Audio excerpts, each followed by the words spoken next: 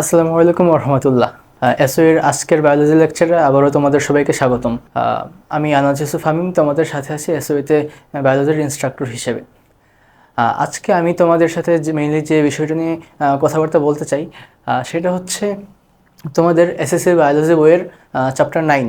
হ্যাঁ, নাম কি আশা করি সবাই জানো। চ্যাপ্টার 9-এর নাম হচ্ছে দৃঢ়তার প্রদান ও চলন। হ্যাঁ, এই দৃঢ়তার প্রদান ও চলন এই চ্যাপ্টারটার স্পেসিফিক একটা পার্ট, অ্যান্ড একটা বলতে গেলে ভুল হবে, অনেক বড় একটা পার্ট। হ্যাঁ, সেটা নিয়ে আমি কথা বলবো, সেটা হচ্ছে মানব কঙ্কালতন্ত্র। হ্যাঁ, আজকের লেকচারে মেইনলি আমরা হচ্ছে যে ডিজিজের যে পার্টটা অ্যান্ড হচ্ছে পেশির যে পার্টটা, এই দুটো পার্ট বাদে আমি চেষ্টা করব যে যা যা আছে সব কিছু মোটামুটি হালকা করে কাভার করে দেওয়ার জন্য যতটুকু পসিবল হয়। আজকের এগুলো যেহেতু সেগমেন্ট ওয়াইজ যায়, সো আই হোপ যতটুকু আমি পড়াবো অতটুকুর মধ্যে তোমাদের কোনো প্রবলেম হবে না। ওকে, তো আজকের লেকচারটা নিয়ে আমি বলতে গেলে এই লেকচারটা তোমাদের লেভেলেও অত ডিপলি নেই। হ্যাঁ, ইন্টারে বেশি ভালো মতো আছে। সো আজকে পড়া খুবই ইজি। আই হোপ বেশি কষ্ট হবে না তোমাদের শেষ করতে। আজকের লেকচারে আমি যে টপিকগুলো আমি ফোকাস করব সেটা হচ্ছে আমাদের যে মানব কঙ্কাল সেটার সাধারণ পরিচিতি। ফর এক্সাম্পল, আমাদের দেহে কয়টা অস্থি আছে, তারপরে হচ্ছে বাচ্চাদের কয়টা অস্থি থাকে, এগুলো নিয়ে, অথবা আমাদের কঙ্কালতন্ত্র কীভাবে গঠিত হয় সেগুলো নিয়ে কথাবার্তা। তারপরে কঙ্কালের প্রকারভেদ ও ভূমিকা পড়ব, অ্যান্ড আমাদের কঙ্কালের বিভিন্ন পার্টস যেরকম অস্থি, তরুণাস্থি, পাশাপাশি আমাদের মুভমেন্টের জন্য যা যা প্রয়োজন যেরকম অস্থি সন্ধি, টেন্ডন, লিগামেন্ট, এগুলো নিয়ে আমরা পড়াশোনা করব। আর দিন শেষে আজকের লেকচারে আমরা যা যা পড়ব সেই রিলেটেড কিছু এমসিকিউ যেগুলো বিগত বছরে বোর্ডে এসে গেছে, সেগুলো নিয়ে আমরা একটু ট্রাই করব যে আমরা আজকের লেকচারে যা যা পড়ছি সেটার আউটকামটা কী, আমরা কি বোর্ডে যে সকল কোশ্চেন আসে সেগুলো সলভ করতে পারি নাকি পারি না। ওকে, তো আমি ধীরে ধীরে শুরু করব। ফার্স্টে আমি মানব কঙ্কালের সাধারণ পরিচিতি সেটা নিয়ে আলাপ আলোচনা করব। মানব কঙ্কালের সাধারণ পরিচিতি নিয়ে যখন কথাবার্তা বলতে হয়, মেইনলি যেটা বললাম যে আমাদের দেহে কয়টা কি অস্থি থাকে, বাচ্চাদের কয়টা থাকে, এই রিলেটেড কথাবার্তা। হ্যাঁ, আমাদের দেহে বা আমরা যে পরিণত বয়সের যে মানুষ, আমাদের দেহে কয়টা অস্থি থাকে? 206টা। হ্যাঁ, আর বাচ্চাদের ক্ষেত্রে আর একটু বেশি থাকে। বেশি থাকার রিজন হচ্ছে আমরা যখন বড় হই আমাদের দেহে ক্যালসিয়ামের ডিপোজিশন বাড়তে থাকে। সো ধীরে ধীরে বাড়ার কারণে আমার যে আমাদের বোনগুলো আরও বড় হয় একটা আরেকটার সাথে ফিউজ হয়ে যায়। সো বাচ্চা অবস্থায় বোনের নাম্বার যে কয়টা থাকে, আমরা যখন বড় হই আমাদের বোনের সংখ্যা একটু কমে যায়। হ্যাঁ, তো যখন বাচ্চা অবস্থায় থাকি তখন তোমাদের ওরকম লেখা নেই, জাস্ট লেখা আছে যে শিশুদেহে অস্থির সংখ্যা তুলনামূলক বেশি থাকে, এতটুকুই। আর যদি ইন্টারের বইটা দেখো, ইন্টারের বই লেখা আছে 300-র মতো। হ্যাঁ, সো এটা জাস্ট এমনিতে ধারণা রাখার জন্য যে বাচ্চাদের দেহে কি বেশি থাকে না কম থাকে প্রাপ্তবয়স্ক বয়সের একটা মানুষের থেকে অস্থি সংখ্যা। আর এট লাস্ট হচ্ছে আমাদের অস্থি তন্ত্র অথবা কঙ্কাল তন্ত্র অথবা কঙ্কাল, এটা কি কি দ্বারা গঠিত। নর্মালি আমরা যদি বেসিক সেন্স ইউজ করি তাহলে আমরা বুঝতে পারবো যে অস্থি থাকবে এবং তরুণাস্থি থাকবে, এরা আমাদের কঙ্কালতন্ত্র গঠন করবে। আর কে কে আসতে পারে? আর আসতে পারে দুটো অস্থিকে জয়েন করে যে অস্থি সন্ধি, সে আসতে পারে। আবার অনেকে বললো না যে ভাইয়া আমার টেন্ডন, লিগামেন্ট, মাসেল এগুলো কোনো আসতেছে না। এগুলো হচ্ছে আমাদের মুভমেন্টের জন্য হেল্প করে, আমাদের অস্থির মুভমেন্টের জন্য হেল্প করে, বাট এরা সরাসরি আমাদের কঙ্কালতন্ত্রের পার্ট না। ওকে, আই হোপ আমি একটু ক্লারিফিকেশন দিতে পারছি। সো তোমাদের যদি কখনো বহু নির্বাচনী কোশ্চেন আসে যে মানব কঙ্কালতন্ত্র কী কী দ্বারা গঠিত, আই হোপ আনসার করতে পারবা অস্থি, তরুণাস্থি এবং অস্থি সন্ধি। হ্যাঁ, টেন্ডন, লিগামেন্ট, মাসেল এগুলো আসবে না, এগুলো হচ্ছে অস্থির মুভমেন্টে হেল্প করে, বাট ডিরেক্টলি এটা কঙ্কালতন্ত্রের পার্ট না। ওকে, তো এটাই গেল এমনি সাধারণ পরিচিতি, যেটা নিয়ে আজকের ফার্স্ট পোর্শনটা আমার ফোকাস করা উচিত ছিল। বাট সেকেন্ড পোর্শন হচ্ছে কঙ্কালের প্রকারভেদ। ওকে, কঙ্কালের প্রকারভেদ নিয়ে যদি আমি কথা বলতে যাই, আমাদের দেহে হ্যাঁ কঙ্কাল কয় টাইপের কি আছে সেটা কঙ্কালের প্রকারভেদ। কঙ্কাল মানে কি? যেটা হচ্ছে আমাদের দেহের কাঠামো গঠন করে। হ্যাঁ, তো কাঠামো গঠনকারী অঙ্গ বাইরে থেকে দেখা যায় এরকম কার হতে পারে? তোমরা বলতে পারো ভাইয়া ত্বক, যেটা আমরা বাইরে দেখতে পাচ্ছি, এটাও তো কাঠামো গঠনকারী অঙ্গ। বাট দেখো এখানে একটু যখন আমি ত্বককে কাঠামো গঠনকারী অঙ্গ বলতে যাব তখন একটু খটকা লাগবে। কি নর্মালি আমরা কঙ্কাল বলতে কি বুঝি? একটু দৃঢ় একটা আমাদের অঙ্গ যেটা সেটা, বা দৃঢ় একটা পোর্শন। ত্বক এটা একটা অঙ্গ, ইটস ট্রু, বাট এটা অস্থি না, হ্যাঁ, বা কঙ্কাল তন্ত্রের কোনো পোর্শন না। তাহলে আমাদের কঙ্কাল তন্ত্রকে আমরা কিভাবে ডিভিশন করতে পারি? হ্যাঁ, কঙ্কালতন্ত্র যেহেতু আমাদের দেহের কাঠামো গঠন করে, সো বাইরে দিয়ে কারা কারা কাঠামো গঠন করতে পারে, যেরকম আমাদের চুল এটা কাঠামো গঠন করে, আমাদের নখ, অর্থাৎ যেগুলো একটু মোটামুটি রিজিড টাইপের যে সকল অর্গান আছে আমাদের দেহের বাইরে দিয়ে দেখা যাচ্ছে, সেইগুলো আমাদের দেহের কাঠামো গঠন করে। আবার ভেতরের দিকে তো অস্থি, তরুণাস্থি, অস্থিসন্ধি এগুলো আছেই, তো আর কি, এরা মিলে আমাদের দেহের কাঠামো গঠন করে। অর্থাৎ আমাদের দেহের যে কঙ্কাল, এটাকে আমরা দুটো ভাগে ভাগ করতে পারি। হ্যাঁ, একটা হচ্ছে যেটা আমরা বাইরে দিয়ে দেখতে পাই, আমাদের নখ, চুল, দাঁত এগুলো। আর হচ্ছে যেগুলো আমরা বাইরে দিয়ে দেখতে পাই না, অভ্যন্তরীণভাবে অবস্থান করে এবং অভ্যন্তরীণভাবেই আমাদের দেহের কাঠামো গঠন করে। ফর এক্সাম্পল আমাদের অস্থি, তরুণাস্থি এগুলো। এটা নিয়ে এখানে বলা হয়েছে যে আমাদের দেহের কঙ্কালকে আমরা দুটো ভাগে ভাগ করতে পারি। একটা হচ্ছে যেটা আমরা বাইরে দিয়ে দেখতে পাই, হ্যাঁ, বাইরে থাকে, দেহের বাইরে থাকে, যেরকম নখ, চুল, লোম এগুলো। আর হচ্ছে কিছু অঙ্গ যেগুলো আর কি আমাদের দেহের ভেতরে থাকে, যেরকম অস্থি, তরুণাস্থি, হ্যাঁ, এগুলো হচ্ছে আমাদের অন্তঃকঙ্কালের উদাহরণ। অর্থাৎ কঙ্কালকে দুটো ভাগে ভাগ করতে পারি, বহিঃকঙ্কাল আর অন্তঃকঙ্কাল। হ্যাঁ, ওকে। আমাদের কঙ্কালতন্ত্রের সাধারণ পরিচিতি নিয়ে একটু কথাবার্তা বলা শেষ, আর হচ্ছে আমাদের কঙ্কালের প্রকারভেদটা পড়ানো শেষ। ওকে, এরপরে বলা হয়েছে কঙ্কালের ভূমিকা, বা আরও সহজ করে যদি বলি, আমাদের দেহে কঙ্কালতন্ত্রের গুরুত্ব কী সেটা, বা কঙ্কালতন্ত্রের কাজ কী সেটা। হ্যাঁ, তো আমাদের দেহে কঙ্কালতন্ত্রের কী কী কাজ আছে এটা তো আমাদের বই থেকে আমি জাস্ট পয়েন্ট আকারে সাজায় লিখছি। দেখো, ফার্স্টে বলা হয়েছে যে এটা দেহের আকৃতি গঠন করে। হ্যাঁ, এগুলো আর কি একটা নেমনিক দিয়ে মনে রাখা যায়। আভাস, খচর, হ্যাঁ, নেমনিককে একটু উল্টাপাল্টা লাগতে পারে, ভাই কী লিখছে না লিখছে, বাট ওভারঅল যদি আমি বলি তাহলে এতগুলো মনে রাখা খুবই ইজি, খুব টাফ না, মাত্র 6টা। হ্যাঁ, আর হচ্ছে তুমি যদি একটু মিলিয়ে মিলিয়ে পড়ো, ইটস মোর দেন ইজি আর কি। বাট অনেকে আছে ফাঁকিবাজি করে, বা মাঝে মাঝে এক্সাম হলে যে উল্টাপাল্টা করে, ভাইয়া কী বলছে ভুলে গেছি, বা বুঝে বুঝে আনসার করতে কষ্ট হয় এক্সাম হলে, তো তাদের জন্য আভাস, খচর। আবার হচ্ছে আকৃতি গঠন করে, আমাদের দেহের যে শেপ দেয়, এটা কে দেয়? কঙ্কালতন্ত্রই তো দিবে, হ্যাঁ, নর্মাল। তারপরে ভা মানে কি? ভার বহন করে। হ্যাঁ, আমাদের দেহের যে ভার, এটা কে বহন করবে? কঙ্কালতন্ত্রই বহন করে। ওকে। স স দিয়ে হচ্ছে সুরক্ষা দেয়। এটা বলতে কি বোঝায়? আমাদের কঙ্কালতন্ত্র আমাদের কিভাবে সুরক্ষা দেয়? বাইরের থেকে যারা বহিঃকঙ্কালতন্ত্র, ওরা তো নখ, চুল, এরা তো সুরক্ষা দিবেই কম বেশি, লোম, এরা তো সুরক্ষা দেয়। আর পাশাপাশি ভেতরের ক্ষেত্রে আমাদের যে, ফর এক্সাম্পল আমাদের বুকের কথায় আসি, আমাদের বুকে যে দেখো, আমরা বাংলা ভাষায় একেবারে শর্টকাটে বলি বুকের খাঁচা, হ্যাঁ, বা সুন্দর করে বলতে গেলে পরশুকা অথবা রিব। হ্যাঁ, এগুলো কি করে? এগুলোর কাজ হচ্ছে আমাদের বুকে যে সকল অর্গান থাকে, যেরকম ফুসফুস, হৃৎপিণ্ড, এগুলোকে সাপোর্ট দেয়, বা এগুলোতে যেন সরাসরি কোনো মেকানিক্যাল ইনজুরি না হয়, হ্যাঁ, এটা ম্যানেজ করে, মেকানিক্যাল ইনজুরিকে প্রিভেন্ট করে। সো এইভাবে আমাদের দেহের যে কঙ্কালতন্ত্র আছে, এরা আমাদের দেহের ইন্টারনাল যে সকল অর্গান আছে সেগুলোকে রক্ষা করে বা সুরক্ষা দেয়। সো এটা গেল একটা কাজ। এবার সে খচর, খ দিয়ে হচ্ছে এটা খনিজ লবণের করে, সঞ্চয় করে বা ডিপোজিট করে, খনিজ লবণ ডিপোজিট করে। তো এটা কিভাবে করে? আমরা সবাই যারা কম বেশি জানি যে আমাদের বোন বা অস্থির ভেতরে প্রচুর পরিমাণে ক্যালসিয়াম ডিপোজিট হয়ে থাকে। হ্যাঁ, তো এই যে ডিপোজিটেড ক্যালসিয়াম, এগুলো হচ্ছে আমাদের বিভিন্ন প্রয়োজনে কাজে লাগে। হ্যাঁ, যখন ধরো আমাদের গ্রোথ হওয়ার টাইমে প্রচুর ক্যালসিয়ামের প্রয়োজন হয়, সো তখন সেখান থেকে ক্যালসিয়াম বের হয়ে আসে। ওকে। পাশাপাশি আমাদের বোনসে আরও অনেক ধরনের মিনারেলস ডিপোজিট হয়ে থাকে। আমি দু একটা যেগুলো ইম্পর্ট্যান্ট, হ্যাঁ, সেগুলো লিখে দিই। কোন কোন খনিজ লবণ আমাদের বোনসের ভেতরে ডিপোজিট হয়ে থাকে?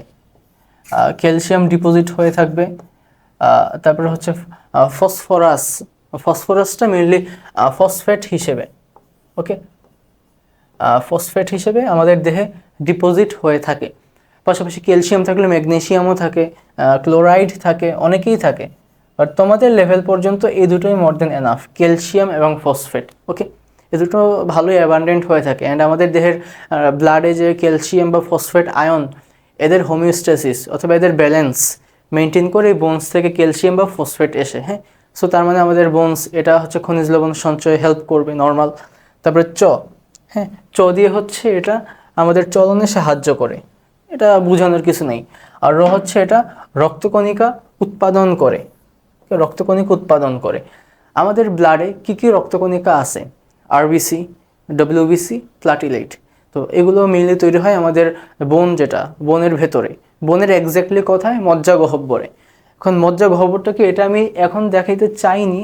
এই যে দেখো আমাদের বোনসের ভেতরে যে কিছু ফাঁকা জায়গা আছে, এই ফাঁকা জায়গাটাকে মেনলি মজ্জা গহ্বর বলে। হ্যাঁ, এই মজ্জা গহ্বরেই নর্মালি আরবিসি, ডব্লিউবিসি, প্লাটিলেট এগুলো তৈরি হয়ে বসে থাকে, ডিপোজিটেডও হয়ে থাকে। আমাদের দেহের চাহিদা মতো এগুলো বের হয়ে আসে। পুরাতন আরবিসি, ডব্লিউবিসি, প্লাটিলেট ইউজ হয়ে যায়, সো সেগুলোকে রিপ্লেস করতে তখন এখান থেকে এই রক্তকণিকাগুলো বের হয়। হ্যাঁ, সো তার মানে আমাদের দেহের রক্তকণিকা সেগুলো তৈরি করা প্লাস ডিপোজিট করে রাখা টেম্পোরারিলি, সেটা করে কে? আমাদের অস্থি। হ্যাঁ, তো আভাস খোঁচর, এই ছোট একটা নেমোনিক দিয়ে 6টা কাজ মনে রাখতে পারো। হ্যাঁ, এটা ইজি। কঙ্কালতন্ত্রের প্রকারভেদ পড়া শেষ, ভূমিকা পড়া শেষ। এরপরে আসি আমাদের যে কঙ্কালতন্ত্রের মেইন এলিমেন্ট। কঙ্কাল বলতে আমাদের মাথায় কি ভেসে ওঠে? অস্থি, অস্থির কথা। সো এই অস্থি নিয়ে আমরা একটু পড়াশোনা করব। ওকে, তো এটা নিয়ে যা যা পয়েন্ট লেখা আছে এগুলো অনেকেই তোমরা কম বেশি জানো। এটা হচ্ছে দেহের সবচেয়ে শক্ত যোজক টিস্যু। হ্যাঁ, আমাদের দেহে কী কী যোজক টিস্যু আছে? অস্থি, তরুণাস্থি, ব্লাড, এটা তো তরুণাস্থি। তো এর মধ্যে যে অস্থি, এটা হচ্ছে সবচেয়ে শক্ত যোজক টিস্যু। এটা তো আমাদের 1 মার্কের কোশ্চেন অথবা এমসিকিউ দিতে পারে, নিচের কোনটি আমাদের দেহের সবচেয়ে শক্ত যোজক টিস্যু, এটার জন্য পারো অস্থি। আর যদি জিজ্ঞেস করে কোনটি রূপান্তরিত যোজক টিস্যু, হ্যাঁ মানে যেটা নর্মাল যোজক টিস্যুর স্ট্রাকচারকে ফলো করে না বাট সেটা যোজক টিস্যু, আনসারটা হচ্ছে ব্লাড, হ্যাঁ, বা রক্ত। এটা আমি এমনিতে লিখে দিই, এটা আজকের টপিক না, সো অত গুরুত্ব না।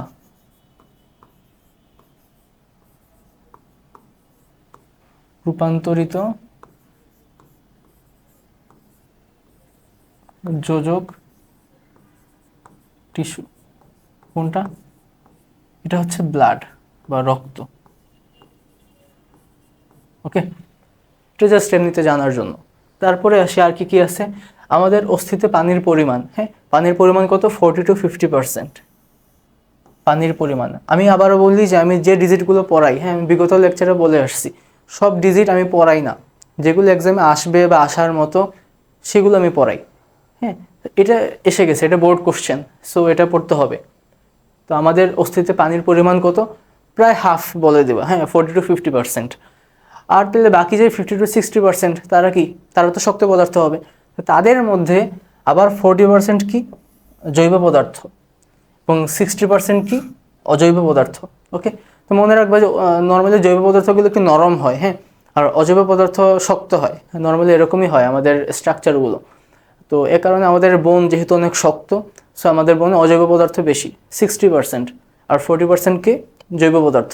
ওকে, আর আরেকটা জিনিস, সেটা আমি আজকে ইনফোটা দিচ্ছি, এটা তোমাদের এই টাইমেও কাজে লাগতে পারে, এই লাইফে, অথবা তোমাদের ইন্টার লাইফে তো মাস্ট লাগবে, অ্যাডমিশন পিরিয়ডেও লাগবে পরবর্তীতে।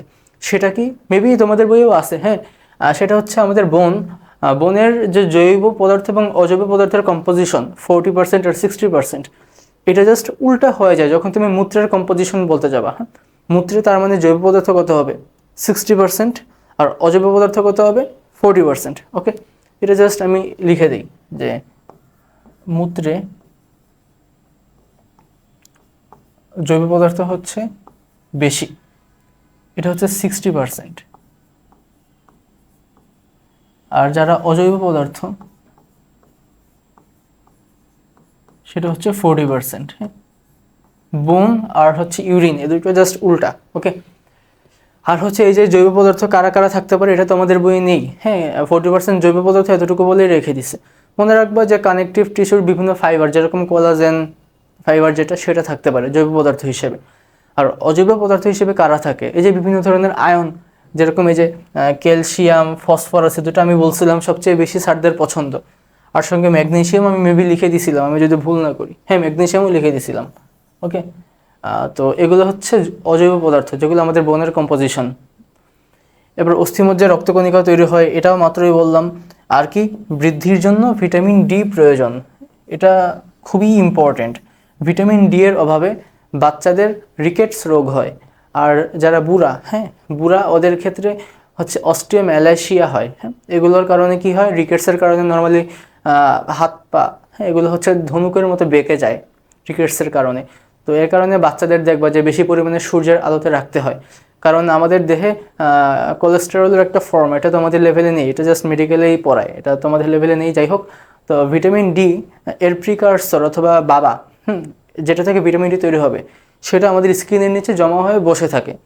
সো সেটা যখন সানলাইটের এক্সপোজারে আসে, ইউভি রে এর কারণে সেটা ধীরে ধীরে অ্যাক্টিভেট হয়ে লিভারে যায়, লিভার দিয়ে পরবর্তীতে কিডনিতে যায়, পরবর্তীতে কিডনিটা নর্মালি ভিটামিন ডি প্রডিউস করে। ওকে, এটা কিডনির একটা এন্ডোক্রাইন ফাংশন। যাই হোক, তো বৃদ্ধির জন্য ভিটামিন ডি প্রয়োজন, তার মানে এটা জাস্ট জানার জন্য। অত্যন্ত শক্ত বিধায় অস্থি হচ্ছে একটা অস্থিতিস্থাপক যোজক টিস্যু। হ্যাঁ, এর অস্থি যেহেতু প্রেশারে ভেঙে যায়, সো এটা অস্থিতিস্থাপক। এটা কোশ্চেন করা হয়, নিচের কোনটি অস্থির জন্য সত্য, তখন তুমি আনসার করতে পারো। ওকে, অস্থি নিয়ে এতটুকুই। এরপরে ফিগারটা, হ্যাঁ, ফিগারটার মধ্যে তিনটা পোর্শন, তিনটা টার্ম, এই তিনটা টার্ম নিয়ে আমি মেনলি কথা বলবো, এর জন্য এই ফিগারটাকে আমি এড করে রাখছি একটা ফুল আলাদা একটা স্লাইডে। মজ্জা গহ্বর, সেটা আমি দেখাইলাম যে আমাদের অস্থিকে যখন কাটা হয়, তখন ভেতরে যে এরকম ফাঁপা একটা অংশ পাওয়া যায়, সেটাকে বলা হয় মজ্জা গহ্বর। এখানে ওই যে রক্তকণিকাগুলো প্রডিউস হয়ে বসে থাকে। ওকে, তারপরে কি আছে, তারপরে আছে হচ্ছে পেরিওস্টিয়াম, একটা টার্ম লিখছি। পেরিওস্টিয়ামটা কি, আমাদের অস্থির বাইরের যেটা আমরা দেখতে পাই, এই যে সাদা যেটা, এই এই যে সাদা এরিয়াটা, এটাকে বলা হয় পেরিওস্টিয়াম। হ্যাঁ, আর সাদা এরিয়ার ভেতরের যে এই যে সাদা যে পোর্শনটুকু এক্সটেন্ড করে আছে, হ্যাঁ, এটাকে বলা হয় কম্প্যাক্ট বোন। মানে আমাদের বোন দুই ধরনের। হ্যাঁ, আমরা যখন একটা মুরগির হাড় চিপাই, চাবান দিই অথবা কামড় দিই, তখন আমরা কি দেখতে পাই যে হাড়ের বাইরের পোর্শনটুকু শক্ত, ভেতরের পোর্শনটা একটু অন্যরকম। হ্যাঁ, ভেতরের পোর্শনটা শক্ত না বাইরের পোর্শনের মতো। তো বাইরের যে পোর্শনটুকু শক্ত বোনের, সেই পার্টটাকে বলা হয় কম্প্যাক্ট বোন, আর ভেতরের যে পোর্শনটা নরম, সেটাকে বলা হয় স্পঞ্জি বোন। হ্যাঁ, এইগুলো হচ্ছে সেই স্পঞ্জি বোন। এগুলো মিলেই বোন ফর্ম করে, একটা বোন ফর্ম করে। আর হচ্ছে স্পঞ্জি বোন বাদেও বোনের ভেতরে যে এরকম কেভিটি দেখা যায়, এই কেভিটিকে বলা হয় কি, মজ্জা গহ্বর। ওকে, আর অ্যাট লাস্ট হচ্ছে এই তরুণাস্থিকি, আমাদের লম্বা লম্বা যে সকল বোন আছে, যেরকম এই আমাদের আর্মের একটা বোন, আমাদের পায়ে এরকম যে লম্বা লম্বা বোনসগুলো আছে, এই বোনসগুলোর আগায়, হ্যাঁ, উপরের প্রান্তে অথবা নিচের প্রান্তে আমরা মুরগির হাড় খাইতে গেলেও দেখি, হ্যাঁ, কুরকুরে একটা টাইপের হাড় পাই আমরা শুরুতেই, সেটাকে বলা হয় কি, তরুণাস্থি।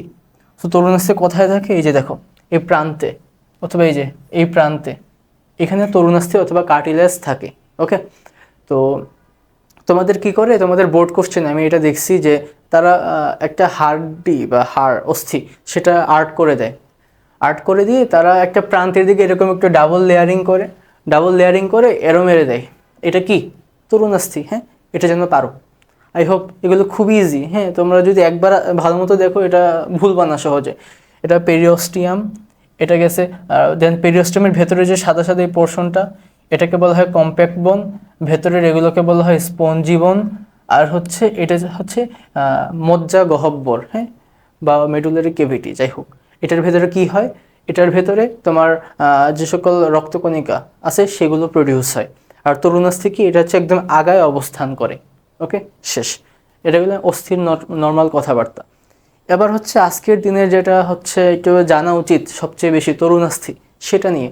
এখানে দেখবো যে আমি স্লাইডটা পুরোটাই ফাঁকা রাখছি মোটামুটি।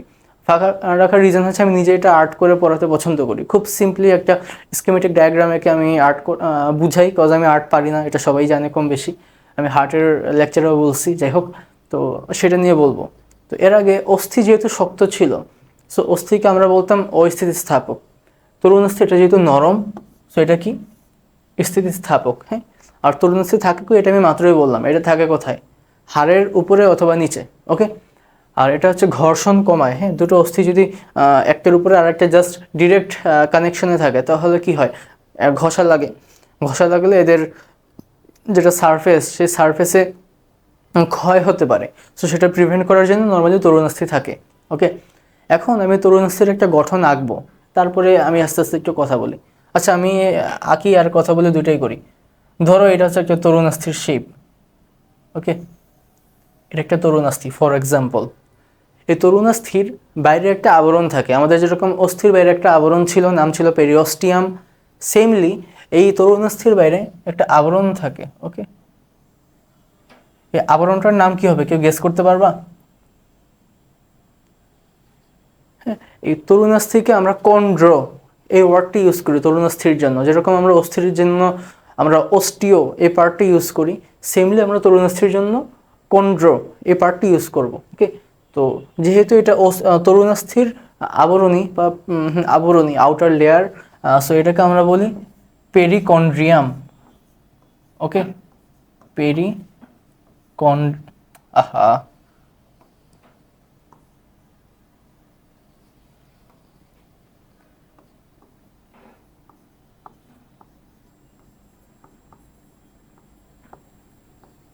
পেরিকন্ড্রিয়াম। আর যেটা আর কি ইয়ার জন্য ছিল, অস্থির জন্য ছিল কি পেরিঅস্টিয়াম। ওকে, আর আমার বানানটা ভাল লাগতেছে না, ভুল হতে পারে, তোমরা একটু ম্যানেজ করে নিও, এটা একটু দেখলেই হয়ে যায়, এটা তো ডিজিটাল বাংলাদেশ। যাই হোক, তো আবরণীটার নাম হচ্ছে পেরিকন্ড্রিয়াম আর অস্থির জন্য ছিল পেরিঅস্টিয়াম। এবার আমি আসি যে তরুণাস্থি অথবা কার্টিলেজ, এটার ইন্টারনাল স্ট্রাকচারে ফার্স্টে কিছু আমরা ফাইবার দেখতে পাবো। হ্যাঁ, সেগুলোকে আমরা বলি কোলাজেন ফাইবার। কোলাজেন বানান কি ভুলে গেছি কেমনে আমি, এরকম হবে কোলাজেন বানানটা। হ্যাঁ, তো কোলাজেন ফাইবার দেখা যাবে ইন্টারনাল স্ট্রাকচারে। আর আমি একটু গুছিয়ে বলি, ইন্টারনাল স্ট্রাকচারে কিছু এরকম বড় বড় গুচ্ছ দেখা যায়। হ্যাঁ, সেটাকে আমরা বলি লেকুনা বা গহব্বর। হ্যাঁ, এই লেকুনার ভেতরে কি থাকে, এই লেকুনার ভেতরে অনেকগুলো যে এটা যেহেতু হচ্ছে কার্টিলেজ, সো কার্টিলেজের সেল দেখা যায়। কার্টিলেজের সেলকে আমরা কি বলি, কার্টিলেজকে আমরা কন্ড্রো এই টার্মটা দ্বারা রিপ্লেস করি। সো তাহলে কার্টিলেজের সেলকে আমরা কি বলতে পারি, কন্ড্রোসাইট। ওকে, তো এই অনেকগুলো এরকম কন্ড্রোসাইট অবস্থান করে একটা লেকুনার ভেতরে। ওকে, অ্যান্ড এই কন্ড্রোসাইটগুলো তার মানে গুচ্ছবদ্ধভাবে একটা লেকুনার ভেতরে অবস্থান করে, লেকুনা বা গহ্বরের ভেতরে। আর কন্ড্রোসাইট থেকে একটা স্পেশাল সাবস্টেন্স রিলিজ হয়, সেটার নাম কি, সেটার নাম হচ্ছে কন্ড্রিন। হ্যাঁ, তার মানে কন্ড্রোসাইটগুলো কি করে, কন্ড্রোসাইটগুলো এটা আমি এখন লিখতে চাচ্ছি না, কারণ এখানে তাহলে জায়গা মেরে যাবে, তাও লিখে দিই, এটা হচ্ছে কন্ড্রিন রিলিজ করে কন্ড্রোসাইটগুলো। ওকে, অ্যান্ড এই কন্ড্রিন তার মানে এটা যদি তরুণাস্থি কোষ অথবা কন্ড্রোসাইট এখানে থাকে, তাহলে বাকি পোর্শনে কি থাকবে, ম্যাট্রিক্স। সো বাকি পোর্শনটাকে আমি বলবো ম্যাট্রিক্স। ম্যাট্রিক্স এটাকে বলবো হচ্ছে আমি লেকুনা, ভেতরের সেলগুলোকে বলবো আমি কন্ড্রোসাইট।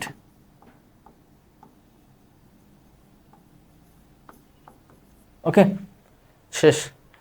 তার মানে আমি এখন যদি একটু সাজায় গুছায় বলি, একবারে সামারি করব। ওকে, এটা একটা তরুণাস্থি, তরুণাস্থির বাইরের আবরণকে কি বলে, পেরিকন্ড্রিয়াম। ওকে, তারপরে ভেতরে কি থাকে, ম্যাট্রিক্স।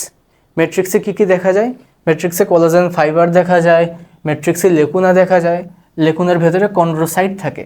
কন্ড্রোসাইট কি করে, কন্ড্রোসাইট কন্ড্রিন রিলিজ করে। সো ম্যাট্রিক্সে কি থাকে, কন্ড্রিন থাকে। ওকে, শেষ। আর আরও অনেক কিছু তোমরা ইন্টারভিউ পাবা, যেরকম ম্যাট্রিক্সে কিছু প্রোটিনও থাকে। হ্যাঁ, কন্ড্রোমিউকয়েড, কন্ড্রো অ্যালবুমিনয়েড, এগুলো লাগবে না, এগুলো তোমাদের জন্য অনেক কঠিন হয়ে যায়, মোর দেন এনাফ এটা। সো আই হোপ যা যা বলছি বই এগুলোই আছে। হ্যাঁ, কন্ড্রোসাইটের কথা আছে, দেন হচ্ছে লেকুনার কথা আছে, পেরিকন্ড্রিয়ামের কথা আছে, আর কন্ড্রিনের কথা আছে, এই চারটা কথা আছে। আই হোপ বুঝতে পারছো তরুণাস্থির গঠনটা। এরপরের পোর্শনে আসি, এটা হচ্ছে অস্থি সন্ধি। অস্থি সন্ধিটা অ্যাকচুয়ালি কি, অস্থি সন্ধি হচ্ছে এক কথায় জয়েন্ট। ধরো এই যে আমার হাত এটা, আর এটা হচ্ছে শোল্ডার। তো শোল্ডার আর হচ্ছে আমাদের হাতের যে অস্থিটা, এই আর্মের যে অস্থিটা, এটার মাঝে একটা জয়েন্ট ফর্ম হয়ে আছে, যার কারণে এটার সাথে এটার একটা কানেকশন আছে। হ্যাঁ, এরকম করে সেম ওয়েতে আমাদের দেহে যে অস্থিগুলো আছে, মোটামুটি সব অস্থি একটা আরেকটার সাথে কানেক্টেড। সো এই যে কানেক্টিং পয়েন্টটা, সেটাকে আমরা কি বলি, জয়েন্ট। হ্যাঁ, বা অস্থি সন্ধি। তো কি বলেছি দেখো, দুই বা ততোধিক অস্থির সংযোগ স্থলকে অস্থি সন্ধি বলে। হ্যাঁ, ওকে, আই হোপ এটাই বোঝানোর কিছু নাই এখানে আমার। তারপরে আমি একটা টার্ম নিয়ে আসছি, সাইনোভিয়াল অস্থি সন্ধি। ওকে, সাইনোভিয়াল অস্থি সন্ধি মানে কি, দন্তের সাথে সাইনোভিয়াল, দন্তের সাথে সচল। ওকে, তার মানে সাইনোভিয়াল অস্থি সন্ধিকে আরেকটা নামে ডাকা হয় সচল অস্থি সন্ধি। হ্যাঁ, তো এটাকে সচল বলা হচ্ছে। তো এখন এই সচল অস্থিসন্ধি এটা হচ্ছে এমনি জেনে রাখার জন্য, পরের স্লাইডে একটু পড়াশোনা আছে সাইনোভিয়াল অস্থিসন্ধি নিয়ে, এর জন্য আগামী একটু জানায় রাখলাম। আর যেটা মেইন সেটা হচ্ছে আমাদের যে অস্থিসন্ধি, অস্থিসন্ধি বিভিন্ন টাইপের হতে পারে। যেরকম যদি জাস্ট দুটো বোনের মধ্যেই জয়েন্ট ফরমেশন হয় তখন সেটাকে বলা হয় সরল অস্থিসন্ধি। হ্যাঁ, যদি জাস্ট দুইটা বোন মিলেই একটা জয়েন্ট ফর্ম করে। আর যদি দুইয়ের বেশি, হ্যাঁ তিনটা, যেরকম আমাদের আর্মে আছে তোমার হচ্ছে জাস্ট একটা বোন নাম হিউমেরাস, আর 4 আর্ম, হ্যাঁ বা হাত, এখানে আছে দুইটা বোন রেডিয়াস এবং আলনা। সো আলটিমেটলি তিনটা বোন মিলে কনুইয়ের এখানে জয়েন্ট ফর্ম করছে। হ্যাঁ, সো এ কারণে এটাকে বলা হয় জটিল অস্থিসন্ধি। ওকে, আবার ধরো এই যে আমাদের আঙুলে একটা বোন এবং আরেকটা বোন, এদের মাঝে জয়েন্ট ফর্ম হচ্ছে, একটা এবং একটা মিলে, মোট দুইটা মিলে একটা জয়েন্ট ফর্ম করতেছে। সো আঙুলের যে জয়েন্টগুলো এগুলোকে বলা হয় কি সরল অস্থিসন্ধি। ওকে, আই হোপ তোমাকে আমি এক্সাম্পল দিয়ে সব দিয়ে বুঝাইতে পারছি।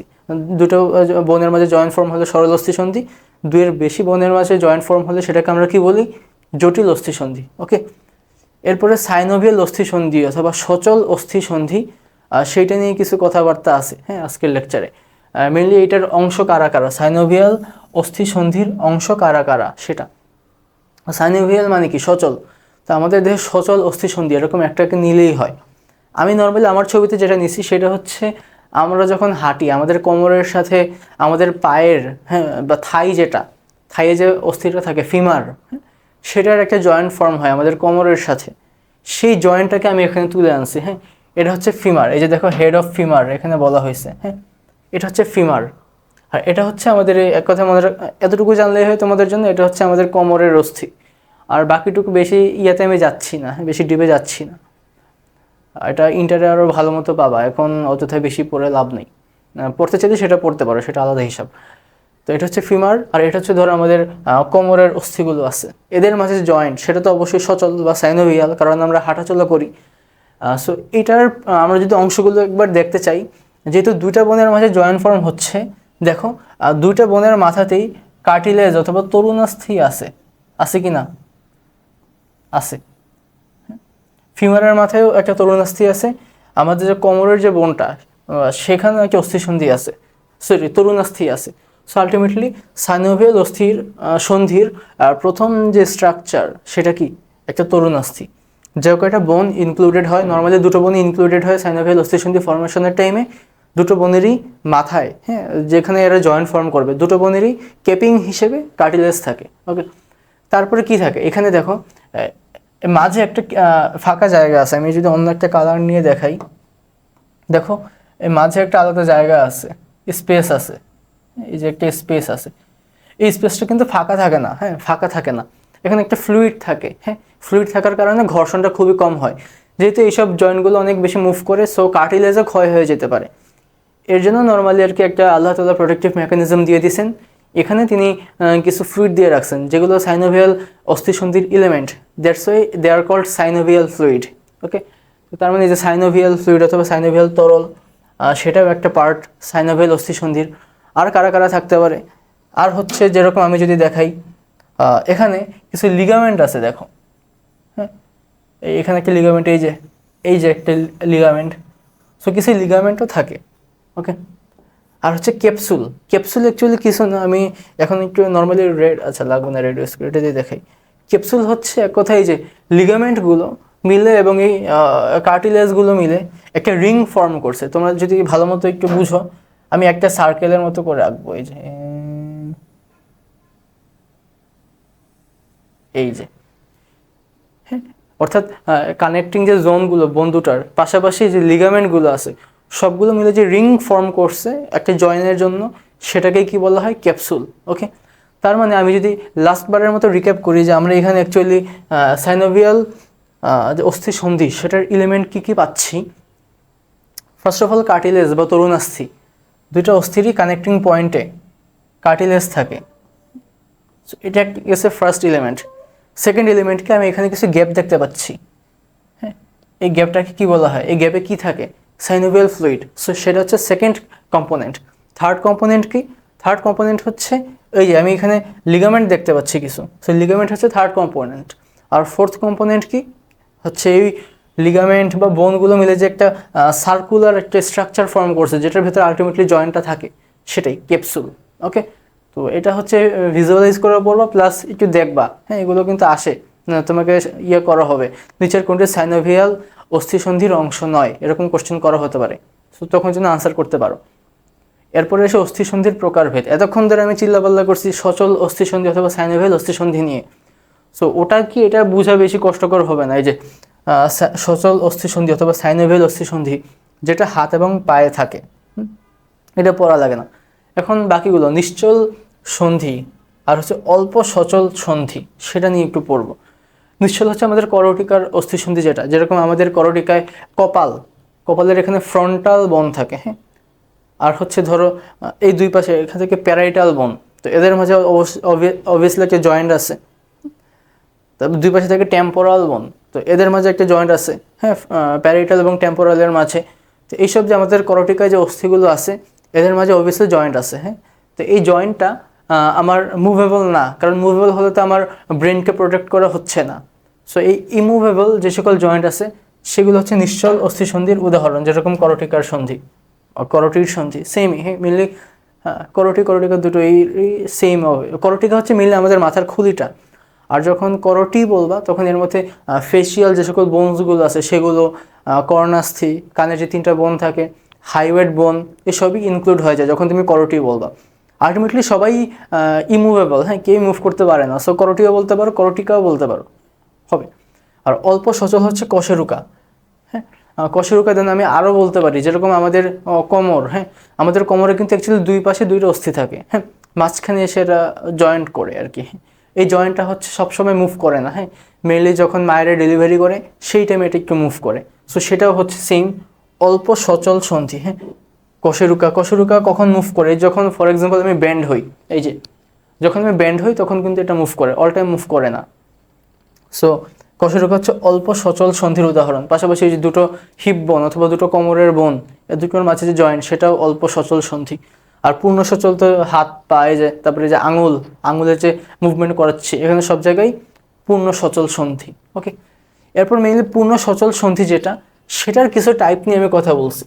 তার মানে অস্থি সন্ধিকে ফার্স্টে আমি তিনটা ভাগে ভাগ করছি, নিশ্চল, অল্প সচল এবং পূর্ণ সচল, হ্যাঁ। এখন পূর্ণ সচল যারা, ওদের মধ্যে আমি এবার ক্লাসিফিকেশন করছি, অনেকগুলো ক্লাসিফিকেশন আছে, হ্যাঁ, বাট তোমাদের লেভেলে এই দুটোই মেনলি পড়ায়, হ্যাঁ, বল অ্যান্ড সকেট টাইপ আর আরেকটা হচ্ছে হিঞ্জ। এই দুটা বল অ্যান্ড সকেট কি, এটা হচ্ছে মানে পূর্ণ সচল বাট হচ্ছে বল অ্যান্ড সকেট অ্যাপিয়ারেন্স দেবে, মানে একটা অস্থি সেটা এরকম বল ফর্ম করবে এবং সেটাকে ঘিরে আরেকটা অস্থি ওটাকে কেচিং করবে, হ্যাঁ। এটা হলো ধরো আরেকটা অস্থি, এটা হচ্ছে আরেকটা অস্থি, এইভাবে যে জয়েন্টটা ফর্ম হয়। বা আমি প্রিভিয়াসলি যেটা দেখাইছি, এই যে আমাদের থাইয়ের বোন ফিমার এবং আমাদের কোমরের বোন, এদের মাঝে যে জয়েন্টটা, হ্যাঁ, দেখো হেড, ফিমারের হেড যেটা সেটা এরকম বল শেপের, আর আমাদের কোমরের অস্থি যেটা ফিমারটাকে ক্যাচ করতেছে সেটা এরকম সকেটের মতো করে এটাকে ক্যাচ করে আছে। সো এটা একটা পূর্ণ সচল অস্থি, পাশাপাশি এটা একটা ball and socket type of synovial joint. Okay, I hope এটা বল অ্যান্ড সকেটটা বুঝাইতে পারছি। যেরকম কাঁধেও আছে, আমাদের কাঁধে যে অস্থি সেটা নিতম্ব, হ্যাঁ, নিতম্বের অস্থি। নিতম্বে অ্যাকচুয়ালি কী থাকে, নিতম্ব তো মেনলি আমাদের যে বাটক, সেখানে তো মেনলি ফিমার বোনটাই থাকে। সো এটা সেমই বোঝাচ্ছে। আর হিঞ্জ ওয়ার্ডটা তোমাদের লেভেলে খুব কম ইউজ হয়, তোমাদের লেভেলে এটা কেন ইউজ করছে আমি জানি না। তোমাদের লেভেলে হিঞ্জ কথাটা কি মিন করে সেটা ইউজ হয় সবচেয়ে বেশি। হিঞ্জ এটা একটা ইংলিশ ওয়ার্ড, হ্যাঁ, যেটার বাংলা হচ্ছে দরজার কবজি, হ্যাঁ, বা কবজা। এক কথায় দরজা, তোমরা যে স্টিলের যে পাতটা দেখতে পাও না, যেটাকে কেন্দ্র করে আমাদের দরজার কাঠটা এনসার্কেল করে, সেটাই হচ্ছে হিঞ্জ বা কবজি, হ্যাঁ, কবজা, সরি। তো হিঞ্জ বা কবজা বানান, আই হোপ এটা যদি আমি ভুল না করি। তো এই কবজা টাইপের যে সকল জয়েন্ট আছে সেগুলো হচ্ছে আরেক ধরনের সাইনোভিয়াল জয়েন্ট। আর আরও ইজিলি আমি বুঝাই আর একটু, দেখো হিঞ্জ জয়েন্ট কারা কারা, যারা জাস্ট যেরকম আমাদের কনুর অস্থিসন্ধি যেটা ফিমারের সাথে হিউমারাসের সাথে হচ্ছে রেডিয়াস এবং আলনা যে জয়েন্টটা ফর্ম করে আছে আমাদের কনুতে, এটা হচ্ছে হিঞ্জ টাইপের জয়েন্ট। তো এখানে মিলে কি মুভমেন্টটা হয়, দেখো একবার আমি ফ্লেক্স করতেছি, একবার এক্সটেন্ড করতেছি, ফ্লেক্স এক্সটেন্ড, এগুলো আমি করতেছি, হ্যাঁ। তো মেনলি হিঞ্জ টাইপের যে সকল জয়েন্ট অথবা কবজা টাইপের জয়েন্ট আমাদের দরজাতে আমরা জাস্ট খুলতে পারি আর লাগাইতে পারি, এর বেশি কিছু পারি না। সো নর্মালি এই দুইটা মুভমেন্টের মাঝে হিঞ্জ টাইপের জয়েন্টগুলো সীমাবদ্ধ থাকবে, ওপেন হবে আবার অফ হবে, ওপেন হবে অফ হবে। যেরকম আমাদের কনুর অস্থি, হাঁটুর অস্থি, আঙুলের অস্থি, হ্যাঁ, সবগুলো মুভমেন্ট সেম, কিন্তু একবার ফ্লেকশন হবে একবার এক্সটেনশন হবে। ওকে, আর আরেকটা জিনিস যেটার জন্যই আমি মেইনলি তোমাদের এখানে এতক্ষণ টাইম দিছি সেটা হচ্ছে হাঁটুর আরেকটা নাম জানু। এই জানু নামটা স্যারদের I don't know why it is very much favourite. So এই জন্য যেটা হয় যে স্যাররা বলে যে জানুর অস্থি সন্ধি এখানে কোন টাইপের জয়েন্ট দেখা যায়, হ্যাঁ, হিঞ্জ বা কবজা টাইপের জয়েন্ট যেটা। ওকে, আই হোপ পূর্ণ সচল সন্ধি অথবা সাইনোভিয়াল জয়েন্ট যারা, তাদের ক্লাসিফিকেশন আমি ক্লিয়ার করে দিতে পারছি। এরপরে আসি, এই জাস্ট এখন ভিজুয়ালাইজ করছে, এই যে দেখো শোল্ডারে এই যে দেখো আমাদের যে হাতের বোনটা হিউমেরাস বোন, সেটা দেখো এরকম বল ফর্ম করে আছে। আর এটা হচ্ছে আমাদের পিঠের চারাটা, হ্যাঁ, চারাটা নাম হচ্ছে স্ক্যাপুলা বলি এটাকে, সরি, ঠিক আছে, স্ক্যাপুলা বলি আমরা। এই স্ক্যাপুলাটাও সেম, স্ক্যাপুলাটা এখানে দেখো এটাকে ক্যাচ করতেছে। ওকে, সো এটা একটা ball and socket type of synovial joint. তারপরে এই যে আমাদের পা, থাইয়ের যে অস্থি ফিমার, সেটা বল ফর্ম করে আছে, এবং আমাদের কোমরের যে অস্থিগুলো সেটা এটাকে এরকম রিসিভ করতেছে সার্কেল হয়ে। সো এটা একটা ball and socket type of synovial joint. Okay, তো আশা করি এটা ভিজুয়ালাইজ করলেও হবে, অথবা হ্যাঁ করা উচিত। যাই হোক, এরপরে আসি আজকের এতক্ষণ পর্যন্ত যা যা পড়ছি, হ্যাঁ, সেটা নিয়ে আমি আর সামারি না দিই, অনেক টাইম নষ্ট হবে। এক কথায় হার্ড পার্ট নিয়ে আমি পড়ছি, এখন একটু সফট পার্টের দিকে আমরা যাব। ওকে, সফট পার্ট নিয়ে এরাও হার্ড পার্টই যদিও, তা বলি টেন্ডন, সেটা নিয়ে আমরা পড়বো। টেন্ডনের পর আমরা লিগামেন্ট নিয়ে পড়বো, তাহলে মোটামুটি আজকের লেকচার শেষ। ওকে, টেন্ডন এটার আরেকটা নাম হচ্ছে পেশি বন্ধনী। ওকে, তার মানে আমরা বুঝতেছি এটার সাথে মাসেল বা পেশি সেটার একটা রিলেশন আছে। ওকে, আর এটার আরেকটা নাম আছে কন্ডোরা। এই নামটা ইন্টারে আছে, বাট ইন্টারা বইয়ের চিপায় চুপায় আছে। বাট প্রতিযোগিতামূলক যে সকল এক্সাম অথবা অলিম্পিয়াড, সেখানে মাঝে মাঝে এই টার্মটি ইউজ করে থাকে, কন্ডোরা টার্মটা, অর্থাৎ টেন্ডন বা পেশি বন্ধনী অথবা কন্ডোরা। এটা নিয়ে এখন আমরা পড়াশোনা করব। ওকে, এটা কি ডেফিনেশন দেওয়ার আগে আমি যদি একটু ফিগার দিয়ে দেখে আসি টেন্ডনটা কি। এই যে দেখো, এটা হচ্ছে আমাদের একটা মাসেল, হ্যাঁ, এই মাসেলটার নাম হচ্ছে বাইসেপস মাসেল, আমাদের হাতের সামনের যে মাসেলটা বাইসেপস। যারা জিম করে ছেলেরা নর্মালি সবাই এটা জানে, জিম না করলেও জানা কথা এটা। যাই হোক, এটা হচ্ছে বাইসেপস মাসেল। দেখো বাইসেপস মাসেলটা কি হয়, লাস্টের দিকে যে দেখো মাসেলটা যখন একটা অস্থিতে যে ইনসার্ট হবে, অস্থিতের ইনসার্শন ঘটবে, তখন মাসেলটা সাদা হয়ে গেছে, হোয়াইট ফাইব্রাস হয়ে গেছে।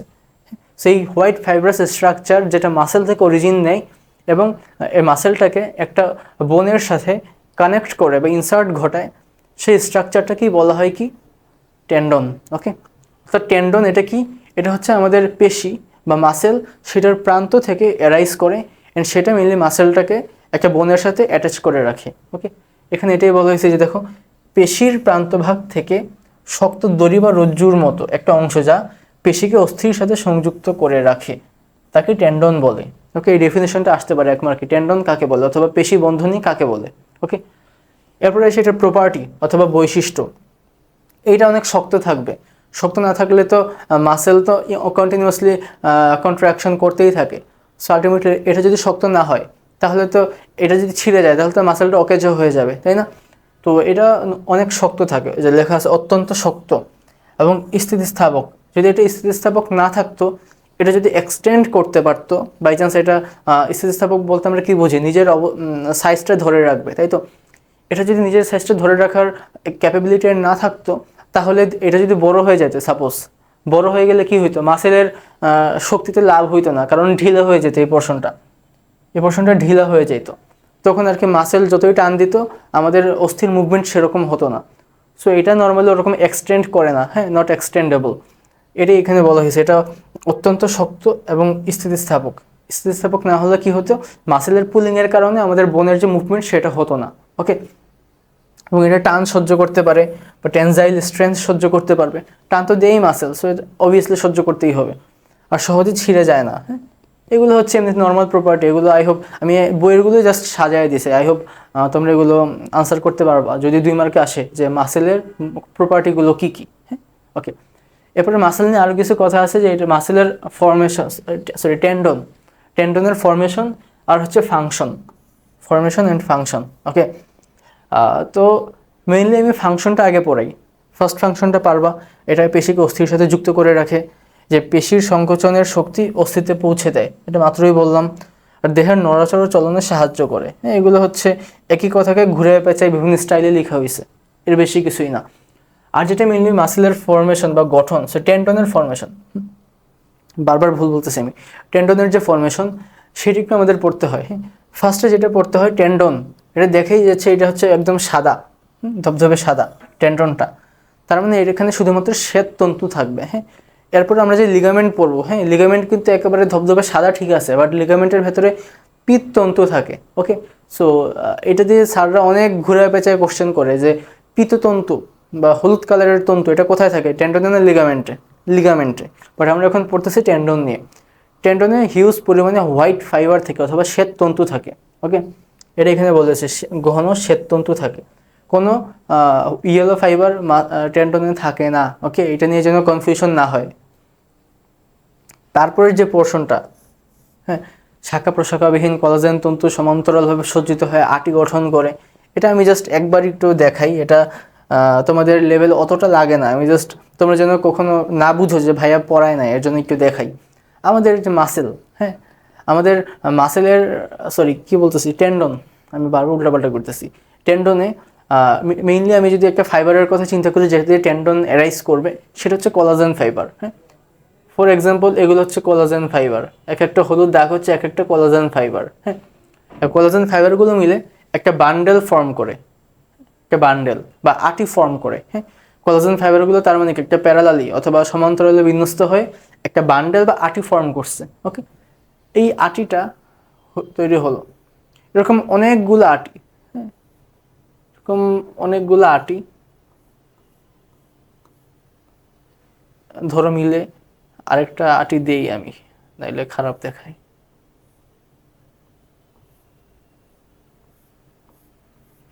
অনেকগুলো কোলাজেন ফাইবার মিলে একটা আটি ফর্ম করছে, এরকম অনেকগুলো আটি, এখানে তিনটা আমি দেখাইছি, মিলে আরেকটা বড় আটি বা আটি গুচ্ছ ফর্ম করে। হ্যাঁ, এটা ধরো আরেকটা বড় আটি গুচ্ছ, এটার নাম হচ্ছে ফেসিকুলাস। হ্যাঁ, তার মানে এটা হচ্ছে আটি,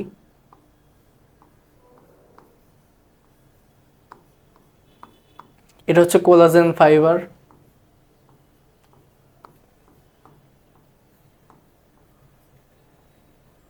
আর এটা হচ্ছে আটি গুচ্ছ, অনেকগুলো আটি মিলে একটা আটি গুচ্ছ গঠন করছে। ওকে,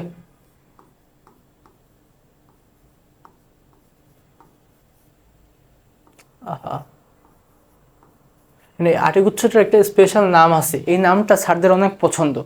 আটিগুচ্ছকে বলা হয় ফেসিকুলাস। কি কুলাস? ফেসিকুলাস। এটা কিন্তু মাসেলেও আছে, বাট মাসেল নিয়ে তোমাদের লেভেলে পড়াশোনা নাই। ওকে, তো তার মানে আমি যদি টেন্ডনের স্ট্রাকচারটা বলি, সবার আগে অনেকগুলো কোলাজেন ফাইবার মিলে একটা আটি গঠন করে, অনেকগুলো আটি মিলে একটা আটিগুচ্ছ গঠন করে। যে আটিগুচ্ছের নাম কি? আটিগুচ্ছের নাম হচ্ছে ফেসিকুলাস। ওকে, এরকম অনেকগুলো ফেসিকুলাস মিলে দিন শেষে একটা বিশাল টেন্ডন ফর্ম করবে। হ্যাঁ, ওকে, অনেকগুলো ধরো, এটা হচ্ছে টেন্ডনটা, টেন্ডনের একদম লাস্ট পর্যন্ত একেবারে হায়ারার্কিক্যালি যে একেবারে লাস্ট পর্যন্ত যে স্ট্রাকচারটা সেটা আমি দেখাইছি। তো এই আটিগুচ্ছ বা ফেসিকুলাস এর বাইরে একটা আবরণ থাকে, সেটার নাম হচ্ছে এন্ডোটেনন। নামটা ইম্পর্টেন্ট না, বাট নামটা আমি বলতেছি কারণ আমার বলাটা ইম্পর্টেন্ট। ফেসিকুলাসের বাইরের আবরণকে বলা হয় এন্ডোটেনন। আর এটা ধরো বিশাল যে টেন্ডনটা, এই টেন্ডনের বাইরে আরেকটা আবরণ থাকে, এটাকে বলা হয় পেরিটেনন।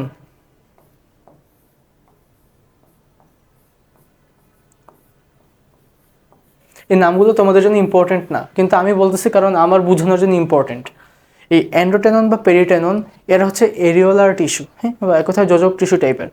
তো এটা এগুলোর অ্যালংয়ে ব্লাড ভেসেল যেগুলো টেন্ডনকে সাপ্লাই দেয় তারা আসা যাওয়া করে। ফর এক্সাম্পল আমি জাস্ট আর্টারিটা দেখাই, হ্যাঁ, আর এত দেখানোর জায়গা নেই।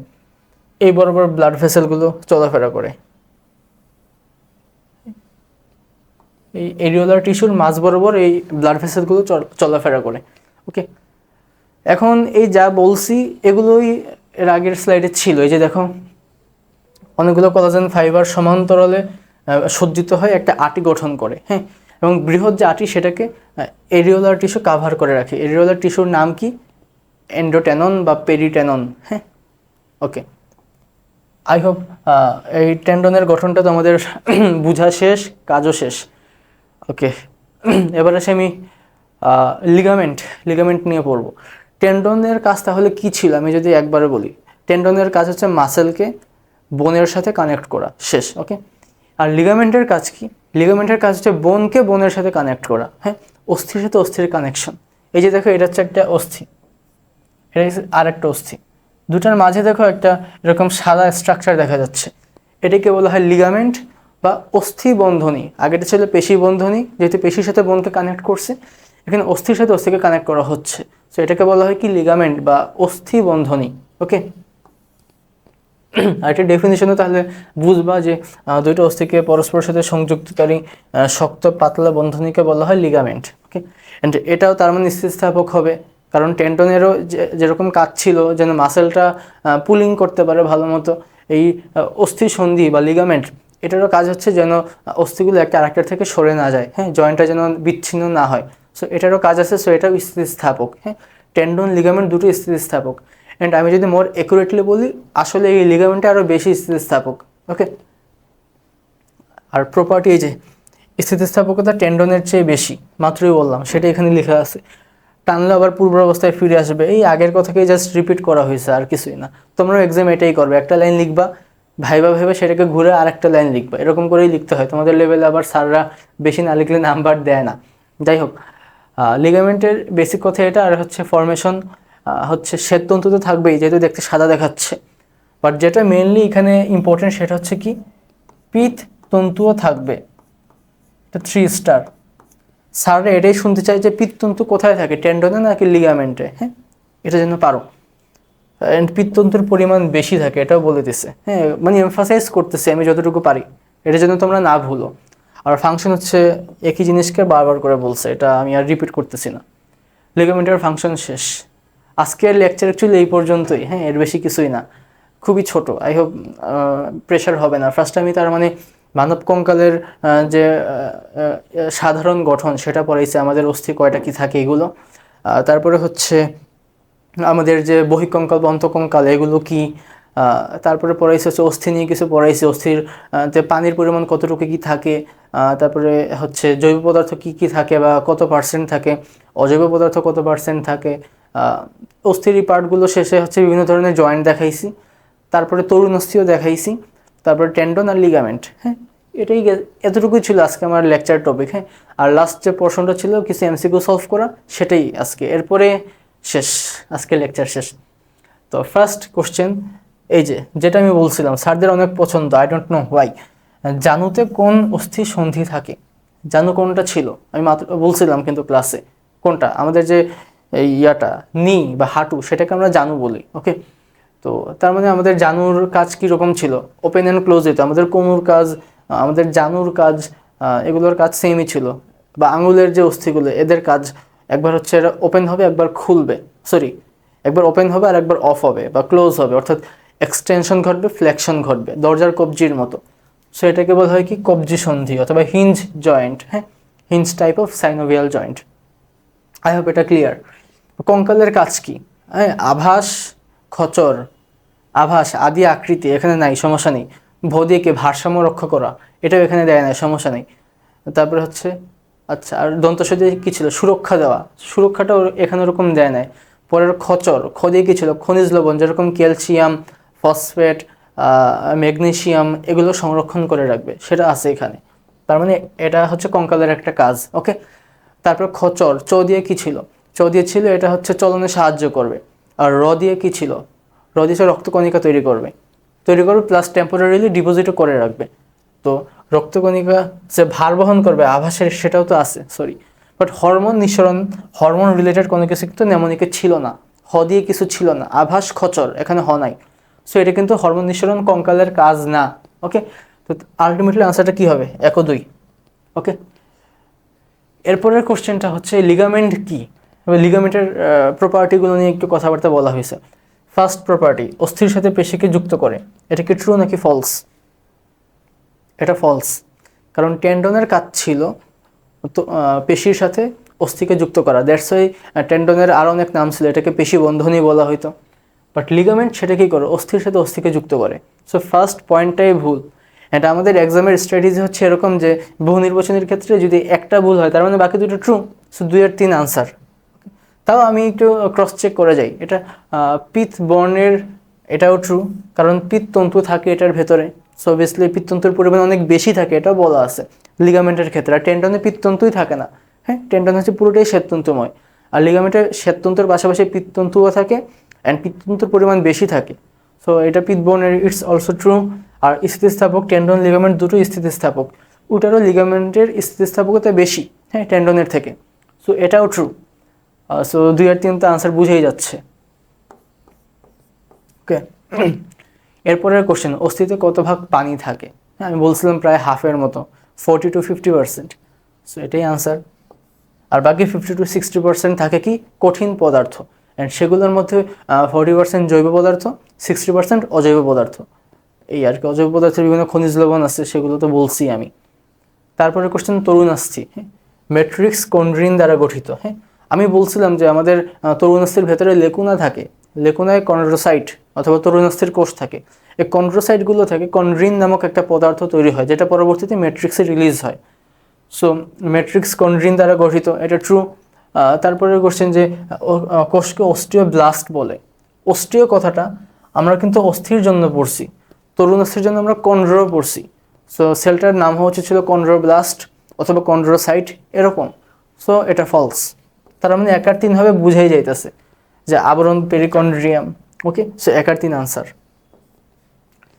এরপরের কোশ্চেন, এটাই মেবি লাস্ট কোশ্চেন। হ্যাঁ, এই কোশ্চেনটা এর জন্য আমি একটু ঘুরায় ঘুরছি, বোর্ডেই ঘুরানো ছিল। এটা সলভ করতে গেলে প্রথমবার একটু ধাক্কা খাওয়া লাগতে পারে।